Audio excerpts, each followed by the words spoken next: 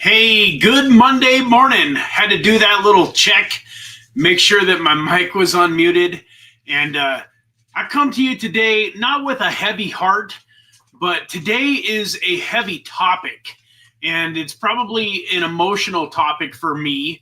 And, you know, for those of you ladies that might be watching the channel, I hope that today is impactful for you. But being a man and looking at a lot of the things that I'm talking about today from a man's point of view, I apologize in advance if it sounds like I'm talking to the men in the audience, but it's hard for me to talk about this topic in a way that really might speak to the ladies. I think that you guys will enjoy it too, but yeah, there is a part of me that's probably talking to the guys today. And folks, the title of this video is Can God Trust Me, or Can God Trust You? And the reason for today's topic, the reason that this is on my heart, is last week I came across a book. I cannot find this book, I swear. I came across a book, and the cover of the book was titled, Can I Trust God? And the first thing that I thought about was the opposite, the question that I'm asking you today. And I thought, can God trust you, or can God trust me? Like, in my mind, I know I can trust God. That's not an issue. But can God trust me? And why is that important in our lives? Now, folks, for those of you that, you know, may not have the same beliefs as me, come on, dog, are you kidding me here? Gosh, man, get out of here.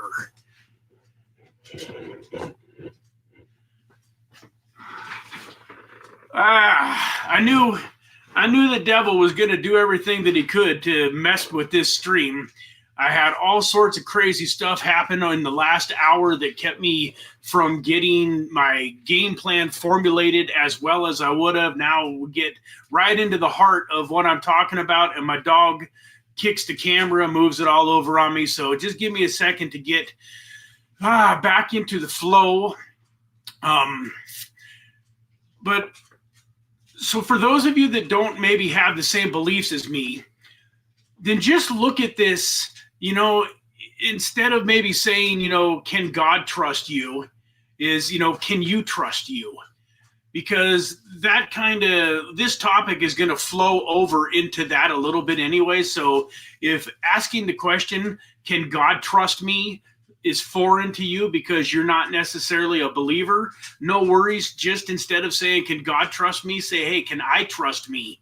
And, you know, can the people that are close around me trust me? But folks, the reason that I think that this is so important is because we are doing things all of our life, and especially as Christians. So I'm a Christian.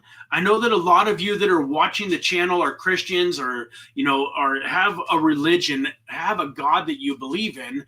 And when you believe in God, you believe in power. You believe that God has power and that he's looking down, you know, up from heaven, and, you know, hopefully giving us some guidance and some discipline and some, just like a father in real life. You know, a lot of people, you know, don't understand that God the Father up in heaven is very much like a father here in real life, only he's a father that will never lie to you. He's a father that will never, you know, forsake you. He's a father that will never, you know, do anything harmful to you. He won't be abusive. There's, you know, like, he's the only father in the world that is going to be 100% there the way a father should be there.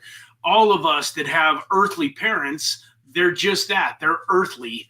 And so some of us were blessed with incredibly good earthly parents, but they still fell short of God's love. And some of us, unfortunately, were blessed with some crummy parents. You know, so I was one of the people that I feel like I was blessed with some pretty good parents. But my point is, for those of you that have big goals and big dreams, or that are starting to come out of your shell and starting to realize that God's got a bigger plan for your life than maybe you had been seeing. In my opinion, there's a lot of things that maybe haven't happened in your life, and you're wondering why these things haven't come to fruition yet. And sometimes I think that maybe God is waiting to be able to trust us and to be able to believe that when he gives us the responsibilities, gives us the desires and the dreams of our lives, which come with responsibility, that we are men and women enough to handle them, to do good with them. Like, I know a lot of people out there that probably shouldn't get pregnant and have babies do. So sometimes for those of us that really want to have a baby and we're having difficulty, it can, sometimes it can be a little bit, like, why God, why? Like, why is this, person that's strung out on drugs and sleeping with, 14 people, they get pregnant and have a baby. And I'm not saying, I'm not down on those people. I love everybody. And I have a lot of friends and family and people in my life that have struggled, with drug addiction and that type of thing. And so I'm not saying that they, that I'm upset that they have a baby. I'm just wondering, like, hey, why? Me and my wife, we want a baby. We're trying to have a baby. Why haven't you blessed us with one? And sometimes when I think about that, then I start to think about, well, can God trust me with this baby? And then, it comes back to like a simple thing. This might sound silly to you, but if, can God trust me with my health? I'm 51 years old. And is God going to bless me with a baby if the odds are that I'm not going to be around all that long to necessarily raise it?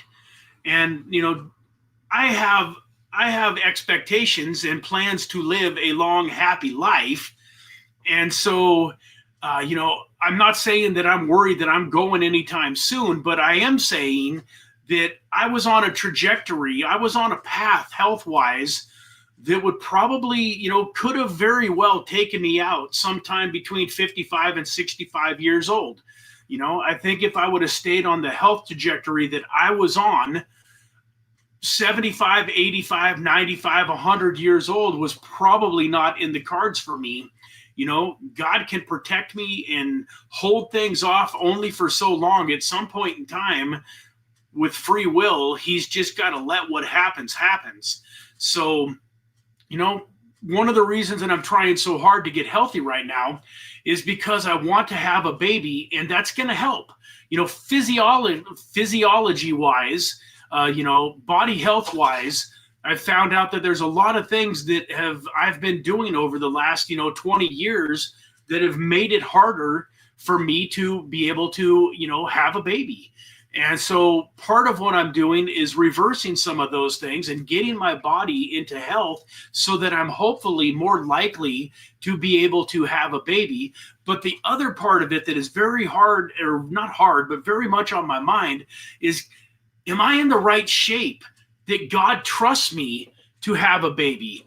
Because, part of the reason I want to have a baby is so that I can raise this little guy or gal from a very young age to rise above mediocrity and to rise above average. My little boy or little girl is never going to dream about going and getting a job and working for somebody else for 40 or 50 years of their life. They ain't. Just ain't going to happen. Something else is my boy or girl is going to like and enjoy working out and exercising and being in good shape, because I plan to set the example and work out 5, 6, 7 days a week. And I don't care, like, they're old enough to walk and talk. They're going to be working out with me. I'm going to have a little 4 or 5 year old that's doing some push-ups, that's doing some jumping jacks, that's running, that's going on walks with me, that's active. I'm going to teach my children about money from a very young age. When my 5-year-old kid gets their first paycheck or their first birthday money, I'm going to teach them how important it is to tithe and to save and invest and to live off a smaller portion of their money. Most people live off of 100% or more of their money because they're living off of 100% and then they're using credit cards and using debt and using all sorts of things. So most people are actually spending more than 100% of their money. Most wealthy people get into the habit and live off of half of their money or less. They're saving, they're tithing, they're investing, they're, they've got a lot of different things going. But where do these habits come from? See, I'm a firm believer that most of us got unlucky and that our parents didn't teach us some of these principles at a young age when they would have really stuck. Do you realize that by the time you're 6 or 7 years old, most of the things that you carry throughout the rest of your life have already been learned? While you were young and helpless to do anything about it, your mind was programmed. And that's why so many of the things that you do them without even realizing that that's why you do them. And so I want to teach my child all of these things to somewhat have like a super kid, like a super child. And it's not because I want them to be walking around, with their chest puffed out, thinking that they're better than anybody else, because that's not the case. I just understand that it's a lot easier if you teach a young child, 3, 4, 5 years old, that's impressionable and that will listen to whatever you tell them, that if you're pouring good stuff into them and you teach them good financial habits. Can you imagine if you would have gotten taught from the time you were 5 years old that you needed to save 10% of every dollar that you earned and invested and help it to grow so that it can then grow it, its children produce children that produce children that produce children.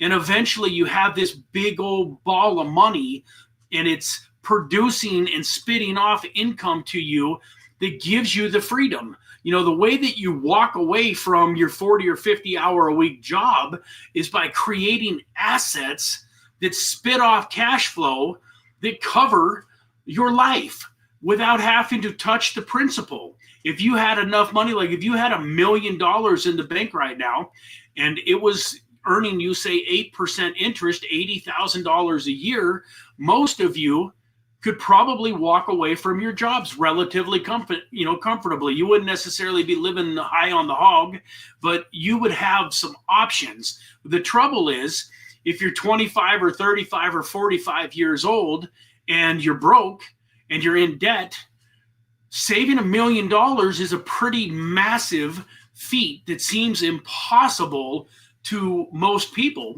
And, realistically, if you're 35, 45 years old and you don't have any money, the odds of you getting to $1 million through traditional financial methods are pretty slim. You would have to be extremely disciplined in order to do that. But if you can put these habits into place as a youngster, now, don't get me wrong. They say that 20 years ago was the best time to plant a tree, but the next best time is now.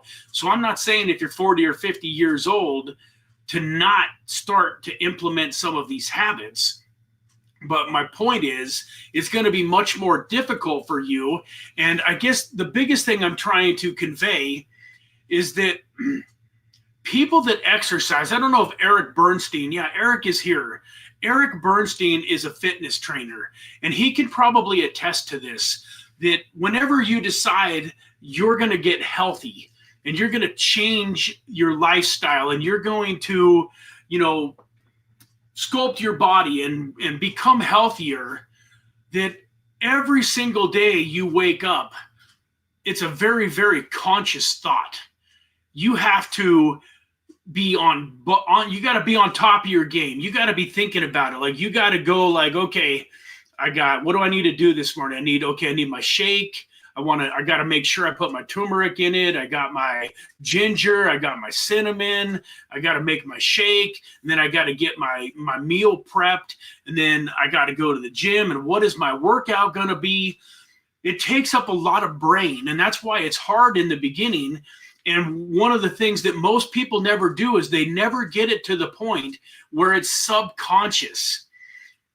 I swear I'm going to circle back around to the God trust in you part, but this is important, folks. Like, how many of you wake up in the morning and you can't even really tell me what happened between the time you woke up and the time you got to work? Like, you don't even think about it. You wake up, you go hop in the shower, you do your hair, you do your makeup, you do whatever you do, you brush your teeth. While you're doing all of those things, you're not thinking about doing them. You're not like, hey, I got to hop into the shower. And then, oh, while I'm in there, I got to make sure I'm going to wash my hair. Oh, let's use a little soap. And, you know, when I get, what am I going to do when I get out of the shower? I should dry off. And then I'm going to go over and stand in front of my sink. Yeah, that, you know, like, none of you guys got a checklist, you know, in front of you telling you what you're going to do, because you've been doing it for years and years and sometimes decades. And you probably drive the exact same path to work every single day, unless there's some kind of a crazy car accident or something. So my point is most of you guys can literally wake up and be on autopilot, listening to music, listening to a podcast, talking to your significant other or your children. And all the while, you do all of the things that you need to do to get yourself to work. It's just part of who you are.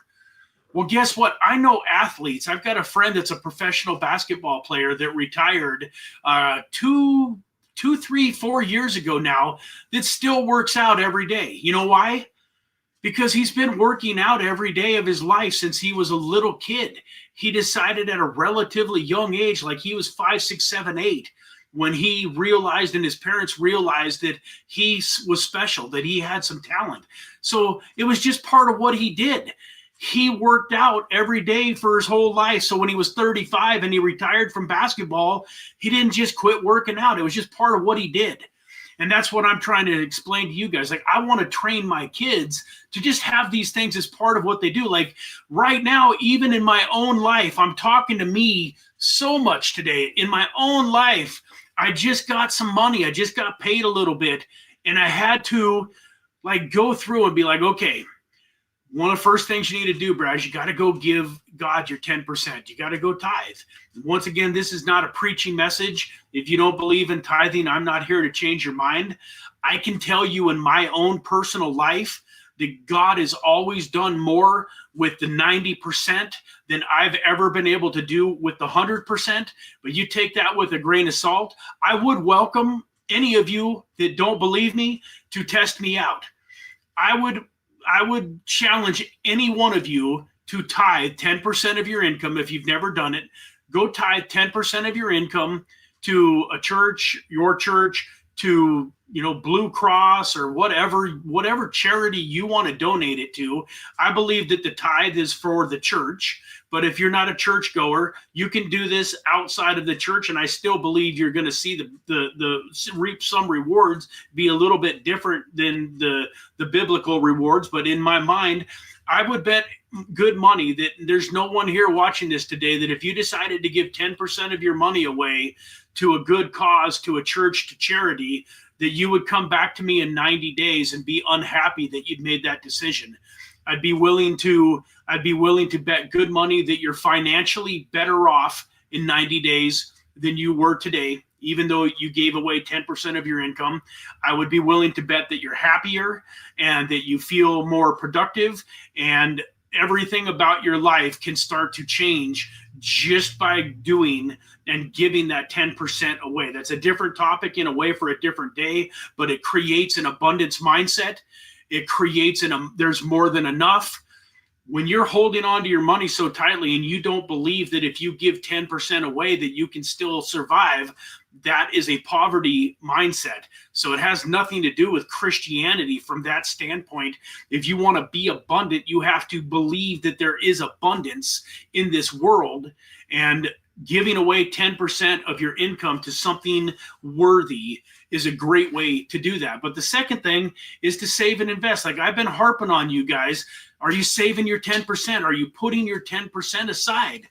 If that was a habit that we had from a very, very young age, man, we would all probably be much better off in life. And if there's anybody here watching this that has diligently set aside 10% of their income for the last 10 or 20 years, I guarantee you that they would come on here and tell you that it's been an amazing journey and they've got a massive nest egg. I mean, do you realize that just even saving 10% of your income for 10 years gives you a whole year of what you're used to making just sitting in the bank? So if you're sitting, you know, if you're making 100 grand a year, just saving 10% would give you a minimum of 100 grand in the bank, which would put you way, way, way better off than the average person. Now, I know that you guys are probably doing better than the average person in a lot of cases, or you wouldn't be here. But it's a principle. And it goes on to the part about God trusting you. I wanted to read this off to you guys. This is from First Thessalonians chapter 2, verse 4. God approved you and has entrusted you with his plans. He trusts you and believes in you to carry them out, and he has sent his Spirit as a seal of his presence as you co-labor. And I love that word co-labor at the end of that, because it insinuates that you and God are in a partnership, and he does his part and you got to do your part. And that's what I'm talking about when I'm talking about, can God trust you to do your part? And guys and gals, if you're sitting here thinking about this and you're like, you know, God can't really trust me right now. I haven't been doing my part. I've only been doing 25 or 50 or 75 or even 90% of my part. Like, if you're doing 90% of your part, that's good. But guess what, folks? You need to do 100% in life to get the end results. You can write 90% of a book, and it ain't going to ever be publishable, and it's never going to be bestseller. You can write 90% of a song, and it's never going to become a famous song. It's never going to be a Grammy Award-winning song. You're never going to become a famous artist. You can write 90% of the best sermon in the whole world and show it to your pastor at church and tell him, hey, man, I'd like to get up and give this sermon to the crowd. And the pastor's going to read it and say, where's the other 10%, man? Brad, you got to finish this if you want to get up on stage. And I'm speaking to me. I promise you guys, I know that I have not been doing my part, and that God cannot trust me the way that he needs to. And that's the biggest reason that some of the floodgates in my life haven't opened. And I'm pretty sure that if I'm man enough to sit here on camera today and tell you that, there's some of you out there that are probably going through the same struggle. And one of the reasons that this is a tough video for me to do is it's never easy to admit when you're failing, especially when you're failing God.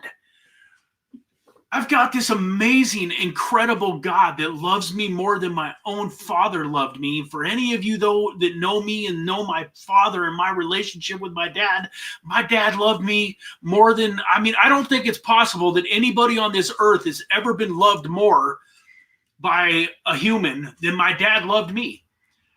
God loves me even more than that, and yet here I am failing him.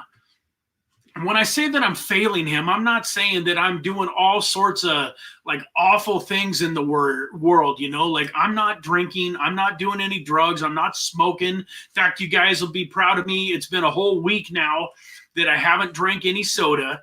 So like, don't get me wrong, I'm doing a lot of things right, and so are you. But what is it that we aren't doing that we need to be doing to be able to really put God in a position to be able to trust us? And it goes, you know, there's so many ways. Like, I hear it said all the time.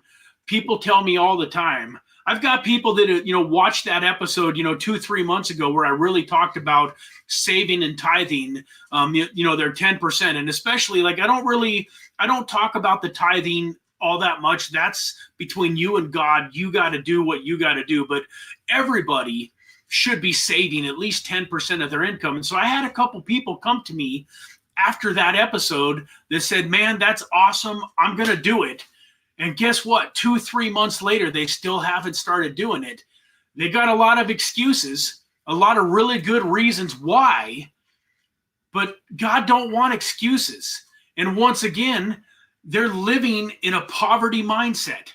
They're not living in abundance. They keep saying that the next time they get paid, or when this happens, or once I'm moving from this house to another house, and this house is going to cost me less money, so then I'll be able to afford to save. They've got every excuse in the book, and they don't understand that until they just draw a line in the sand and they do it, no matter how bad they think it's going to hurt. Because I promise you guys, for those of you that spend all of your money every week, and it feels like saving 10% is going to be like, makes you like, you can't even hardly breathe thinking about it. You figure you're probably going to have to go without food for maybe 2 or 3 days of the month. I promise you, you will see that you live just as comfortably and just as good as you did before you started saving the 10%. It's miraculous. I can't explain it, but I guarantee you that life will start to get easier, not harder, if you start saving your 10%. And you say, well, Brad, what about, I'm like in a bunch of debt and I owe people money and I got these credit cards and I blah, blah, blah. And I understand, like, you want to be debt free, and that's important. You want to focus on that too. But I'm telling you, in the meantime, still just set your 10% aside. The people that you owe money to, the credit cards will still, they're going to get paid. And if the people that you owe money to, they got to wait a little bit longer, they'll be okay. Because there's something magical as all of a sudden you've got $300, $500, $1,000, $2,000 built up. And if you're a person that spends every penny they make, being able to look at a bank account or a crypto portfolio, like for most of you, I would say, like just go buy $100 worth of crypto. Every time you make $1,000, just go buy $100 worth of crypto, rather than just like setting the money in the bank account. In fact, I would recommend, this is a little off topic too, but I would recommend for those of you that have access to Coinbase, a great way to save your 10% and then not get tempted to spend it is to go buy Atom. Not financial advice, but Atom right now is under $5. It was around a $50 token during its all-time high. It literally just recently was $8, $9, $10. And Coinbase is paying over 15% ROI, annual APR right now. So if you were to buy 100 Atom for $500, you stake it, and it has a 30-day unlock. And that's the thing that I love about it. So not only are you earning 15%, but you can't access those funds for 30 days. So a saying that I heard last week that, in my opinion, was life-changing for me was quit trying to slay the dragon. And the gentleman's point was it's easier to avoid the dragon than it is to slay the dragon. So if you're anything like me, how many times have you maybe tried to do this? And in this, whether it was in this exact manner of 10% or whatever you decided to do, and all of a sudden you got $300, $400, $500, $700, $800, $1,000 saved up, and then something came along, shiny object syndrome, your cell phone broke, your computer, your laptop, your work laptop broke, and all of a sudden, in a time where if you had no money, you would have figured it out. You would have been resourceful. You'd have figured out how to get that phone. You'd have figured out how to get that laptop. But now because you got that $1,000 there, you run over and you spend that $1,000. It demoralizes you. And you wonder, what's the point? I'm never going to build up a significant amount of money like Brad is talking about that can be life-changing. So the cool thing about this, and I got to stress this, it ain't financial advice, it ain't financial advice, it ain't financial advice. It's just something that in my heart I think would be a good idea. But if you know you have that tendency, the cool thing about having a 30-day unlock is that most things in life can wait 30 days. So if you really decide that you absolutely got to have that Atom and sell it and have that money, 30 days is a reasonable amount of time to wait and it's still going to be powerful. It's still going to be there for you. In fact, in a lot of cases, if something so important came up that you had to absolutely have the money, and you could show somebody and pop open your Coinbase account and show them, hey, I've got $10,000 worth of this atom right here. I'm unstaking it. It's going to be right here in my wallet in 30 days. Would you be willing to loan me $5,000? And then when the atom comes free, I'll sell it and I'll give you, 5,100 or 5,200, give them a little something. Like there's ways that you could be resourceful if you had to access it sooner. But my point is you're going to look at that money every once in a while. You're going to be tempted. You're going to say, oh man, I got 300, I got 400, I got $500 worth of atom.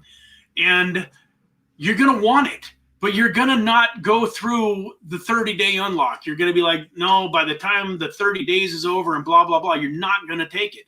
So that's like the second, like a second point almost is quit trying to avoid the dragon. Like you cannot leave $500 in an envelope in your desk drawer and expect to be so strong in moments of weakness that you're not going to grab that and go use it for something. It's the same thing. Like if you're trying to lose weight, don't try to have massive willpower. Don't have ice cream in the freezer for the kids. Don't have a bunch of potato chips and crummy food laying around for other people in the house. You tell them, hey, I need to lose 60 pounds. My type 2 diabetes is killing me. You want me around for the next 20, 30 years, or do you want me to leave ice cream and potato chips in the cabinets? You get rid of it all. Avoid the dragon instead of trying to slay the dragon. Yeah, willpower and discipline are all fine and dandy, and they're important. But come on, guys, give yourself a chance to win, man. So many of you sabotage yourself and never even give yourself an opportunity to get onto the path. Like once I haven't had any soda. We don't have any in the house. I'm not buying it for my kids. Like the other day I bought one bottle for my son, but like I'm not buying a 12-pack and leaving it in the fridge for him. Now 6 months from now, when I haven't had a soda for 6 months, maybe I would have some soda in the house for him. It's just like an alcoholic. Why in the world, if you're an alcoholic, would you leave alcohol, leave it like you don't keep some beers in the refrigerator for when your buddies come over? Come on. Seriously. I mean, a lot of this is common sense, but at the same time, most of us don't think. We just don't think enough. We're not solution based. So let's get back to this. Can God trust you? You want more money, but are you being a good steward of the money that he's already given you? Like, seriously, as a good parent, if you were a parent and you were giving your kid money and he was like going to school and dropping it out of his pocket, and he come home and he say, man, sorry, Dad, sorry, Mom, I lost that $5 that you gave me. Can I have another $5? And you said, yeah. You gave him another $5. And he came home from school the next day and said, sorry, man, I lost the $5 again. Can I have $5? Most of you would say no. There's a few softies out there like me that would probably say yes one more time and give them the speech. But if they come home from school the third time with no money, you're not giving them another $5. And you certainly, imagine how crazy this sounds. Hey, Dad, the $5 that you gave me, it got lost. But I want you to give me $20 to go to school with tomorrow. How does that sound to you, Dad? Well, it sound ludicrous, wouldn't it? It sound absolutely crazy. Well, God is like that too. God wants to bless you. If you're $5 right now, you're a $5 person right now, God wants to bless you with the 20 that you want or the 100 that you want. But I'm telling you, in my opinion, and from what I've seen in my own personal life, God is not going to bless you with 20 when you can't even handle the 5 that he's given you.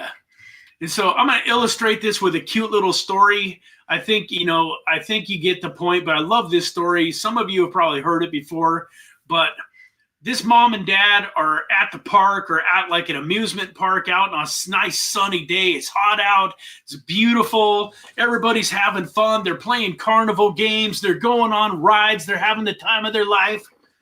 And they got like a little 3 or 4 year old boy or girl. And all of a sudden they come across the ice cream stand. And there's this guy with a great big ice cream cone, and it looks delicious. And your little guy or your little gal says, "Mommy, Daddy, can I have an ice cream cone?" And of course, you say, "Yeah, absolutely. Let's go get you one." You walk up to the stand and you find out, do you want chocolate? Do you want vanilla? Do you want strawberry? You want Rocky Road? You want cookies and cream? What do you want? And your little guy or gal says, "Yeah, I'd like a scoop of Rocky Road." And so you order the Rocky Road, and you give this little, you give this ice cream cone to this little 3-4 year old, boy or girl, and it's right out in the middle of the sun, and they start trying to lick it, and it's melting faster than they can lick it. It's coming over the cone, and it's rolling. It's coming down their hands and streaming down their arms, and then before they can even get, like a third of it licked, it falls over and plops off onto the concrete.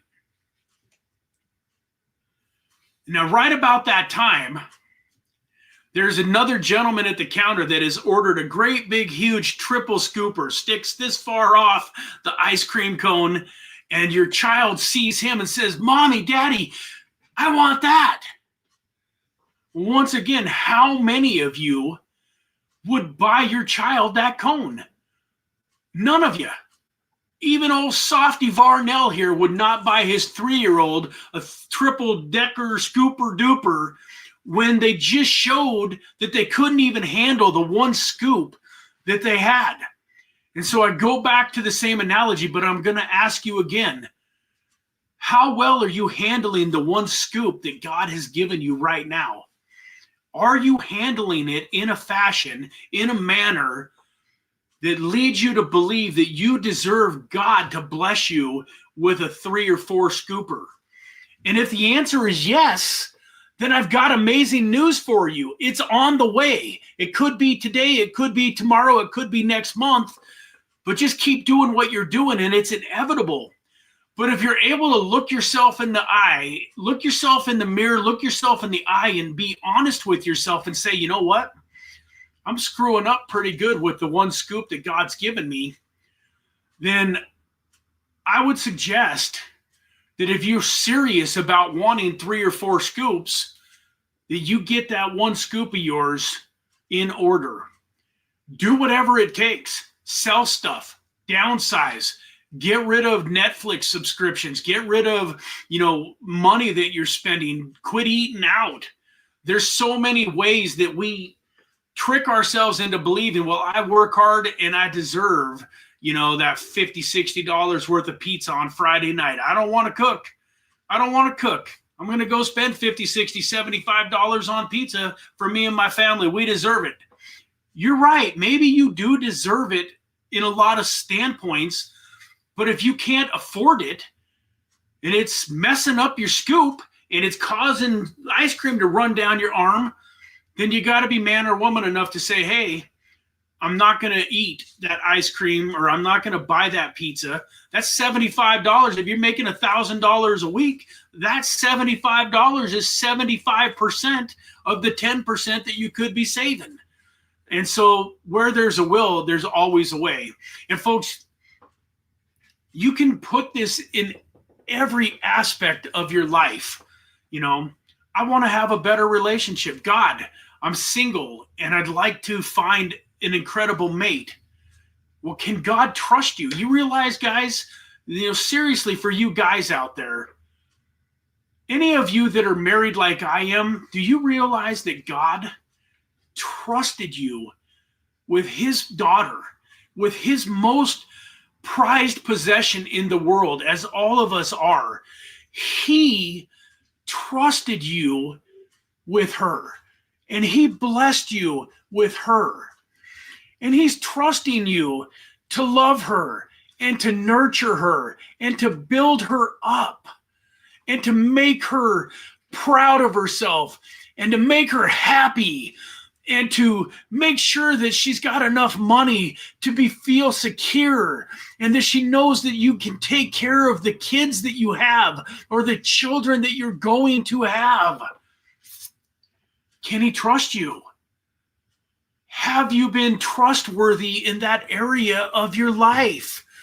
And I'm here to tell you, if you're married right now and you look in the mirror and you get a little teary-eyed like me, because I know that in spite of all of the hard work and effort and the good things that I've done, I've fallen short in that category.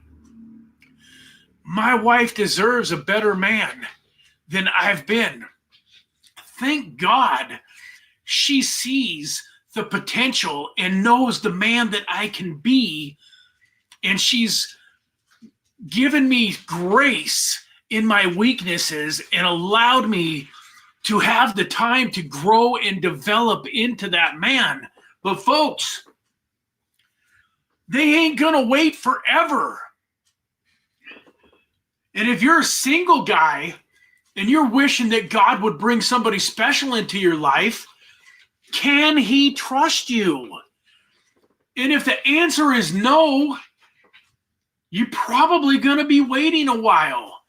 And guys, if you're already married, if you're already in that relationship and you're wanting a breakthrough, you're wanting more happiness, you're wanting more intimacy, you're wanting a closer bond, you're wanting to have this relationship that is above average, like you're out with your friends and you see your friends, you know, your husband and wife friends bickering at each other and putting each other down and taking jabs at each other and hurting each other's feelings. And you're like thinking to yourself, man, I don't want that. I want an incredible relationship where my wife and I love each other and we're not tearing each other down. We're building each other up. We're doing these things. I want a special relationship. I don't want an average, mediocre relationship. Guys, I don't want anything average or mediocre in my life. I want amazing marriage. I want amazing finances. I want amazing kids. I want amazing body. I want amazing health. Can God trust me with those things? Man, so far he's blessed me so much in my life and given me so many.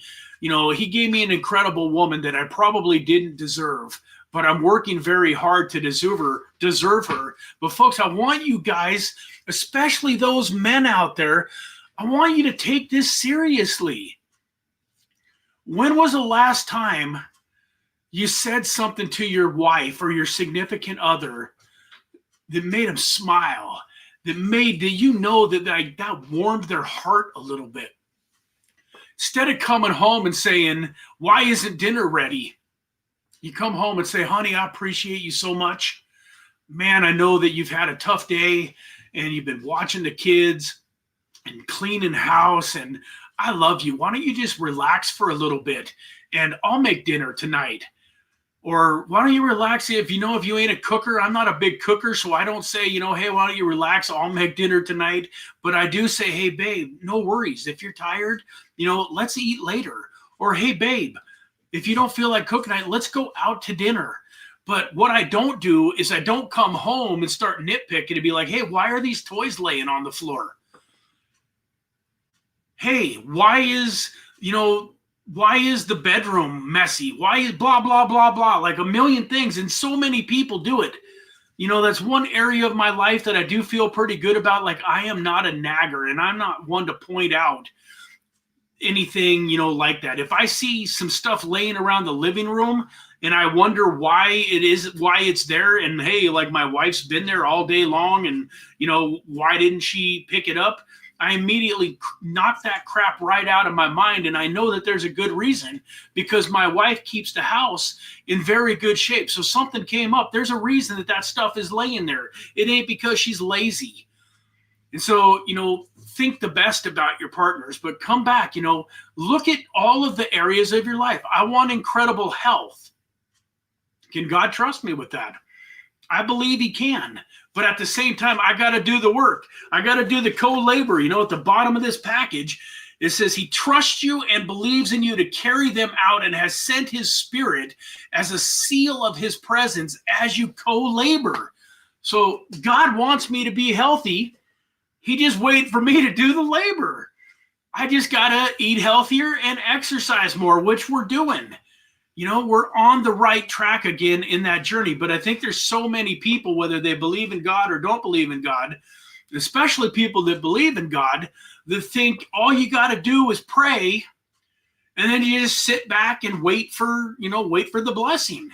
And believe me, there's power in prayer. Prayer is absolutely one of the most powerful things in the world, and you should be doing it.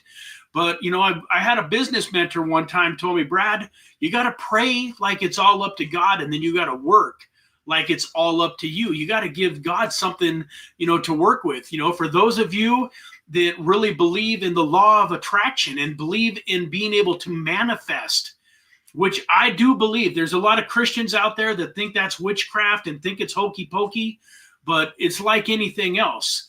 If it's used for good, it can be a very powerful tool. I agree. If it's used for bad, it can be a bad tool. But that's the same thing with a hammer. Somebody can take a hammer and build a beautiful house with it, or somebody could take a hammer and smash you over the head with it. So everything in life is good and bad. Same thing with money. Money is a tool. Money can be used for good. Money can also be a bad thing and used for destruction. But I very much believe in the law of attraction and manifestation. At the same time, I don't sit here and dream about I got this weird vision, folks. I got this vision for like a Ferrari that's wrapped in like the Infinite Crypto logo. It says Infinite Crypto on it, and it's kind of wrapped with Infinite Crypto logo so that it's like 100% a business write-off.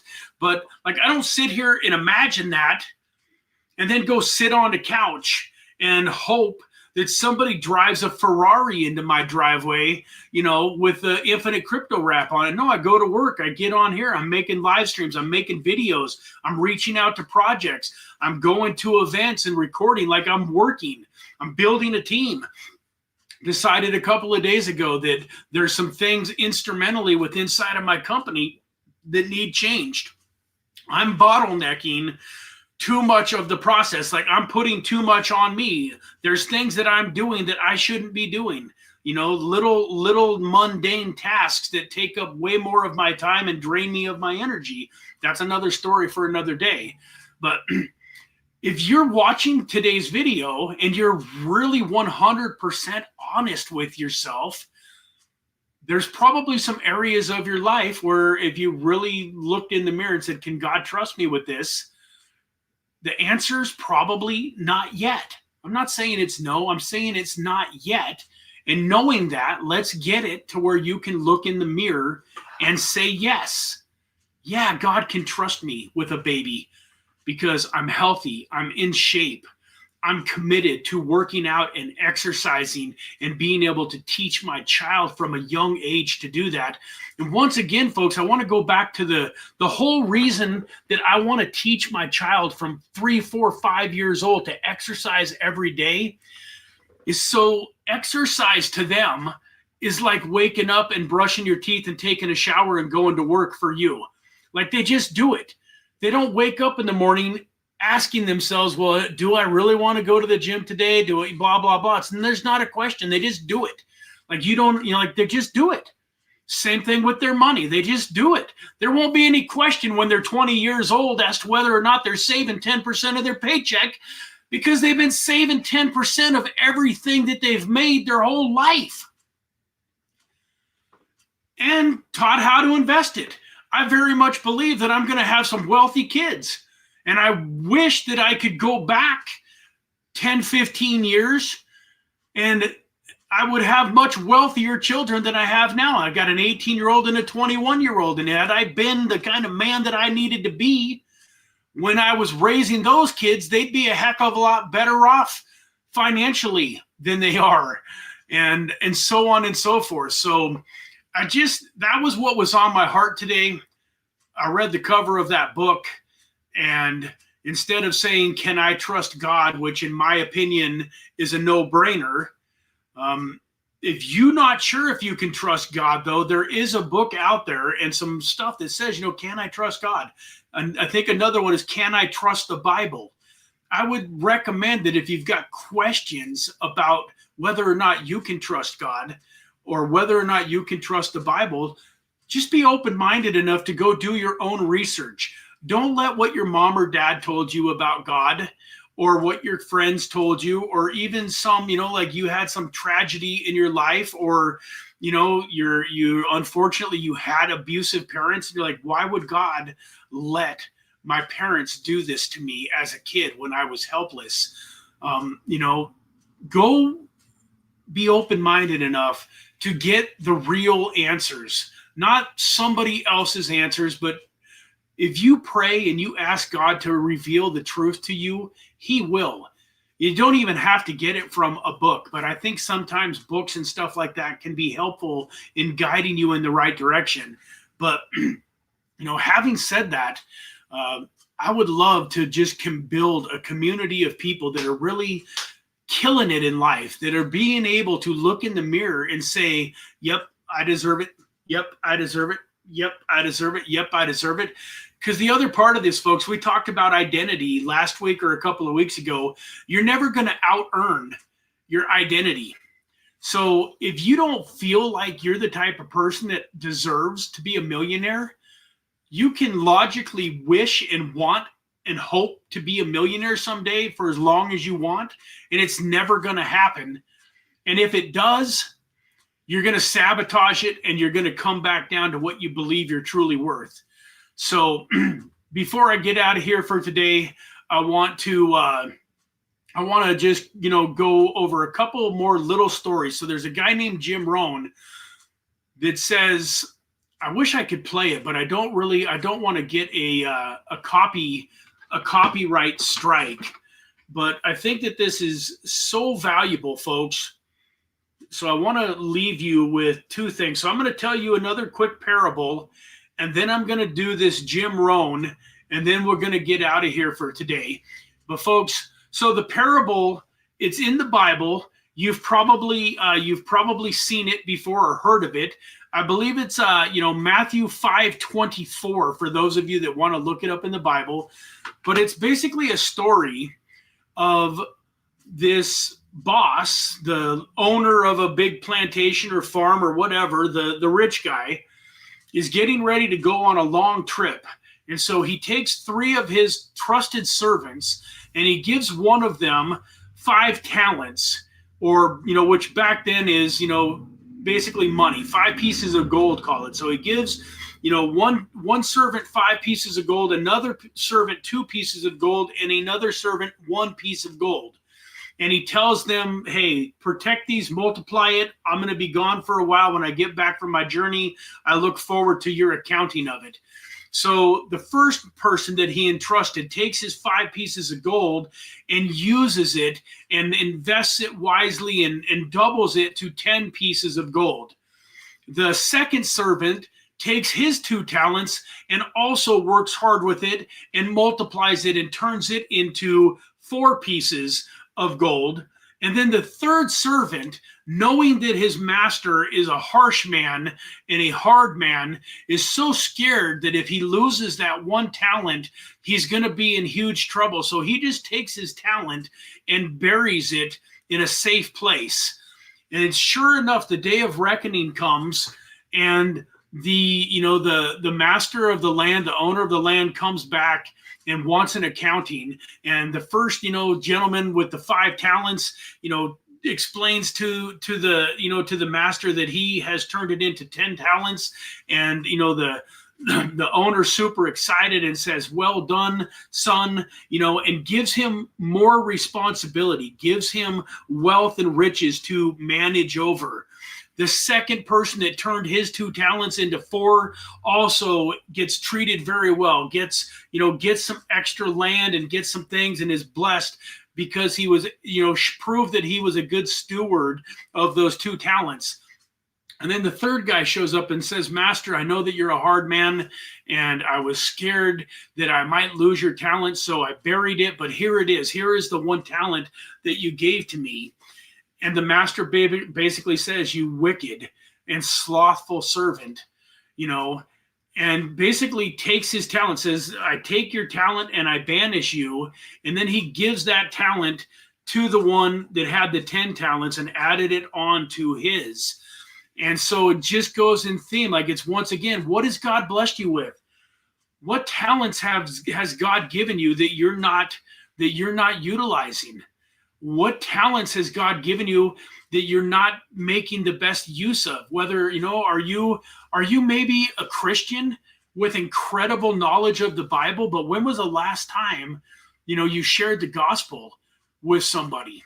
Are you somebody that has a pretty good amount of wealth? You've done fairly well in your life, but when you look back, it was all about me, me, me, me.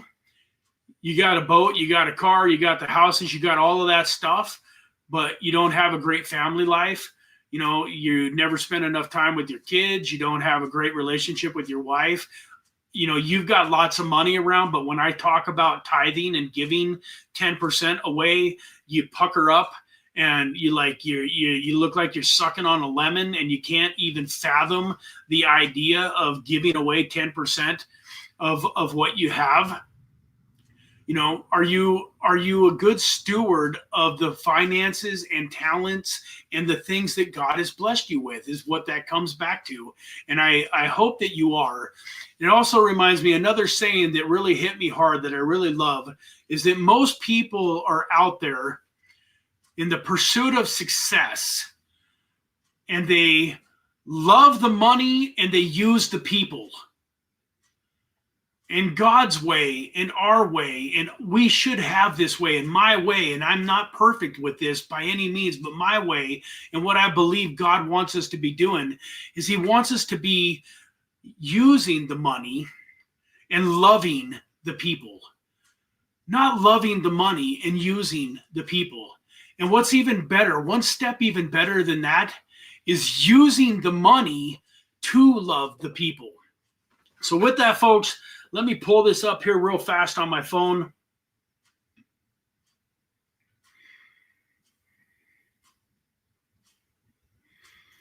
And I'm going to turn it down so you can't hear the sound, but I think you can say, if you want to be wealthy and happy the rest of your life, just learn this lesson. Learn to work harder on yourself than you do on your job. I have found in my experience that income does not far exceed personal development. Now, sometimes income takes a lucky jump, but sure enough, unless you grow out to where it is, it'll usually come back to where you are. If life hands you $1 million, best you become a millionaire quickly so you get to keep the money. Otherwise, sure enough, it'll disappear. Somebody once said that if you took all the money in the world and divided it up equally among everybody, it would soon all be back in the same pockets. Success is something that you attract, not something that you pursue. So instead of going after it, attract it by working on you. And I kind of goofed that up. I need to post this, but it says that success is attracted by who you become. I got behind it, but success is attracted by who you become. So many of you are working so hard in the pursuit of success that you're forgetting to work on yourself. And once again, success is attracted to you, not pursued by you. You're not going to chase down success. You cannot run fast enough to catch success. Success is attracted to you by the person you become. So what are you doing to become that person? Are you watching shows like this? Obviously you are, because you're watching this one today. Awesome, man. I applaud you. Are you reading any good books? What else are you doing to feed your mind? So folks, with that, I love you all. I know I didn't get a chance to really go through the chat, but I knew today was going to be kind of an emotional one, and I didn't want to get distracted and discombobulated, and every time I go over to the chat and stuff, I do. So, if you guys tell me, do you want me to go look at the chat and talk about some of the things in the chat. Do you guys got another 10 or 15 minutes? Do you want me to go through the chat, or do you want to get on and enjoy your life? You know, if you want to hear me talk for another 10 or 15 minutes and go through the chat and address any comments in the chat, I will. If you guys are ready to go out and crush it and have one of your best weeks ever, I'm ready to let you go. Enjoy your life. So I'll give you guys just a quick second. And thank you so much, sweetheart. I love you, babe. I know you love me. And thank you for those kind words. I just know in my heart of hearts that I could be and will be doing, so much better. But I do appreciate you very much. I love you, and I love the grace that you've given me. I love the space that you've given me, the time that you've given me to grow and become the man. Thank you for trusting God. This comes back. A lot of the reason that my wife has the faith and the trust in me is because she knows that I love God. She trusts God, and she believes that I love God and that I'm looking to God for these solutions. And she knows that between me and her and God, we're gonna figure it out. We're gonna figure it out. So I hope you guys had a fantastic day. I just just going through the chat. It doesn't look like there was any, comments, anybody that really asked any questions. So John says, thanks for sharing, Brad. I've been watching from the beginning to the end. Hey, you're welcome, my friend. I hope you are doing fantastic. And with that, folks, I love you all. Have a fantastic day. I look forward. Tomorrow we've got Tuesday Traders at 9 a.m. And then we've got a live stream where we're doing a $250 giveaway tomorrow at 11 a.m. Pacific Standard Time. So tomorrow's going to be a busy day for you from 9 until whenever I'm done on Trader Tuesday, and then 11 for an hour. So from 9 to about noon, we're going to be going a good portion of that tomorrow. I've got another interview scheduled. I think it's a little later in the week, and a couple more coming on board. So we got a lot of content coming out for you today. Coming out for you this week. So you're welcome, Dave. I love you, brother. Hope you're doing good. Deadwood, Eric, all of you that are here. Again, I'm going through the chat. I might as well just go through it. I want to say hi to all of you real quick and give you a shout out, man. Dave P., thank you for being here. AAALEEI, thank you for being here. C for Crypto, good morning. Hope you are doing fantastic, man. Hope you are having a great day. Deadwood, as usual, I love your brother. Hope you're fantastic. This is a good question, but to be honest, it wasn't painful at all for me. For two reasons. I didn't wake up and look at my portfolio. In fact, until I saw your comment, I had no idea that we were even having a down day in the market. But the second reason that it's not painful is because I know where we're going, man. Today is meaningless in the long term. The only good thing about today, or good thing, the only reason that it has meaning is if you allow it to have meaning. That if you're going to allow it to have meaning, allow it to have the kind of meaning where you scrape up some money and go buy some more crypto today. So, I didn't even notice that we were having a rough day, but I see what you said. Yeah. Anybody else? And then Eric Bernstein, good morning. My wife again. And yeah, good morning, all. Hit that like, share, and subscribe button. Thank you, babe, for reminding everybody I'm horrible. I don't know how many people were watching today, but I hope that all of you hit that like button. Pablo Noodles, good morning, my friend. Hope you're having an amazing day. Tim G, God bless you, buddy. I know that you love God, and I know that you and I think a lot alike.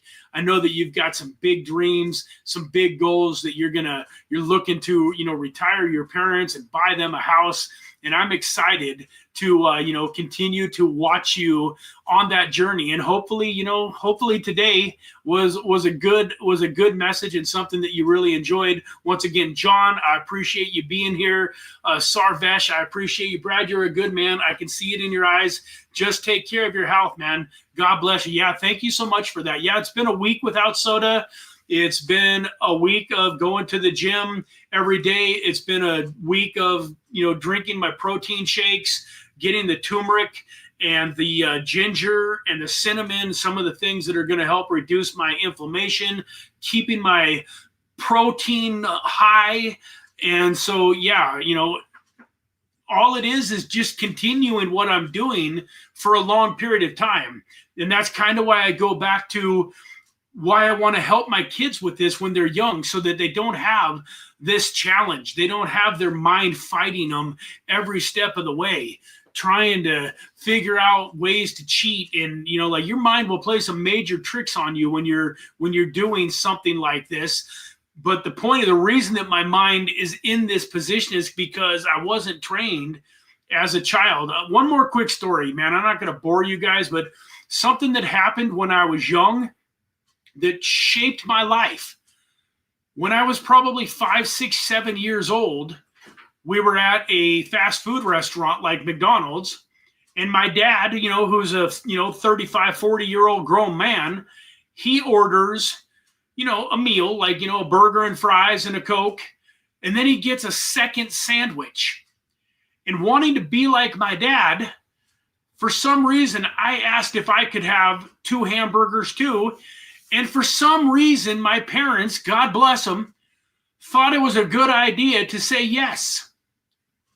So if my son or my daughter or my wife are watching this, they can attest that most of the time when we go to a restaurant, my son, he just orders a meal, burger, fries, drink.